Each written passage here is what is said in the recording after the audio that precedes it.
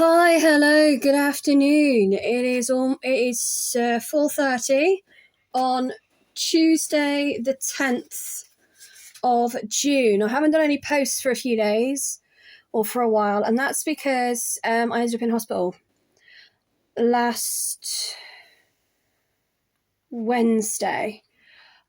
As everyone who's obviously been following me on social media may or may not be aware, is I've had a lot of issues with my digestive system over the years. I now got issues with my eyes and with my brain. Yeah, any jokes you want to make, please do so. I mean, I could do with a laugh. But what ended up happening was, because the medication I'm on for my head and my eyes, I was getting a lot more problems with my bowels. And I kept phoning up my doctor. He was really supportive, by the way. I know it's a ball ache. I had to say to a friend earlier, the NHS is really, really stretched at the moment, but do not suffer in silence. If you think there's something wrong with you, you go straight to A&E. Do not mess around. Do not go past go. Do not collect 200 quid. Do not wait for your doctor to ring you 3 days later. You go straight to A&E, all right? I mean it. And even my doctor said to me, it could be your medication, but because I've not seen you in a month, I can't comment. He said, but if you are feeling any worse, go straight to A&E. That's the only advice I can give you, go to A&E.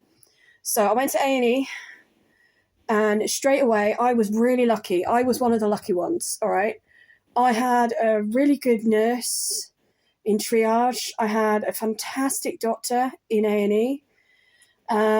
And they went through a medical history briefly with me, and I explained my condition. I explained that it's not going to be my gallbladder, it's not going to be this, it's not going to be that. So again, knowing your own medical history, if you know it, is really vital.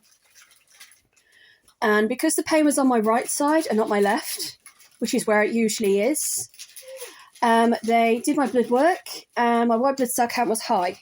Now, I'm used to my white blood cell count being high. So they didn't tell me how high it was, just that it was high. So I thought, oh, great, it's probably something gastro-related. If they want to examine me, I am not going to go home. I'm not going to complain. I've had sickness and diarrhea now for over 2 days solid, and I mean 2 days. My medication makes me feel like that every day anyway, so it was really hard to know whether or not it was my medication or whether there was an underlying health problem. And it turned out that I had appendicitis. I am not joking. I had to have my appendix out. I still have the stickers on my belly. There's one. Woo, there's two. And I won't show you the other. Sorry, not that type of channel. So yes, I was saved by George Eilliot Hospital. So anyone who's slagging them off right now, I'm sure you have your reasons, and it could be valid. I can't comment. But with myself, I just want to say a huge thank you to George Eilliot Hospital. And I want to express how important it is for the people that live in Nuneaton and Bedworth and Coventry and Rugby, anywhere in the Midlands, that to keep that hospital open is a must. It must stay open. Do not close it. If anything, what we need is for George Eilliot Hospital to be one of those hospitals that is expanded and has the opportunity to get government funding or grants so they can train more nurses, so they can train more surgeons, so that they can have a future generation of skilled doctors, nurses and surgeons within the heart of England. Because that is what we need. My surgeon, bless him, he was not English, but he was absolutely amazing. And he spoke to me, he was kind, he was polite, he was courteous, he was considerate. He explained what happened, he was amazing. But he wasn't English, and he saved my life. Who are you with? Sorry, it's just my son. But again, he was older than me, and I'm in my 40s. So who is going to replace this surgeon's shoes when he retires? And before he operated on me, bless him or one of his co-workers was actually in surgery operating on this lady for over 9 hours. 9 hours of surgery because she had something wrong with her internally. I mean, to have that much skill and dedication and discipline I mean, that is just absolutely, you cannot put a price on that. I'm sorry. And I want to say, I was one of the lucky ones. All right. There was a few people that I met over the weekend. I wasn't in that long. Within the 24-hour window that I may have been there, in A&E and then obviously in my surgery, those people, there were people worse off than me. And there were people who like me had surgery, but unfortunately, just like me, it was surgery that saved their life and then changed their lives forever. So I don't care what anyone says. So I mean, if you are ill or you think there's something seriously wrong with you, you get straight down that A&E department. Ring the 111 service by all means, but go to the hospital which you think is going to be best suited. And again, this is what they should be doing at the hospitals in the A&E department. If you go in and say, oh, I've got something wrong with my eyes, that I know straight away they would have probably said go to Walsgrave because they have an eye specialist clinic there. But 9 times out of 10, whenever I've needed surgery or I've needed to see somebody, I have been under George Eilliot Hospital and they have saved my life. At the moment, I am under Walsgrave and the eye department there are absolutely amazing. They're helping me with my eye condition and neurology, unfortunately, I am not 100% happy with.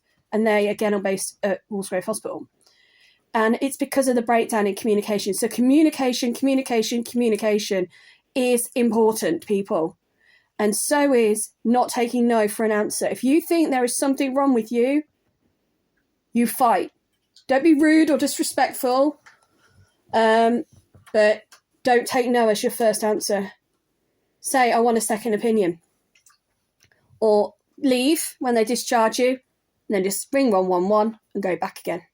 Yes, nobody wants to be in hospital for 30 hours or 40 hours or 2 days or 2 weeks or 2 months. But I'd rather be sitting in hospital than be in the morgue. And I would honestly say that the way that A&E was working over the last few days, unfortunately, like I said, some people did slip through the net. And I hope that it's their choice now to say, look, I was not treated fairly. I need to put in a complaint. I need to put in a claim or whatever. And I hope they do, because it's some of the problems that I've seen, some of the medical problems people have had.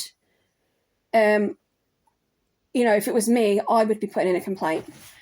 And I already am in the process of doing so.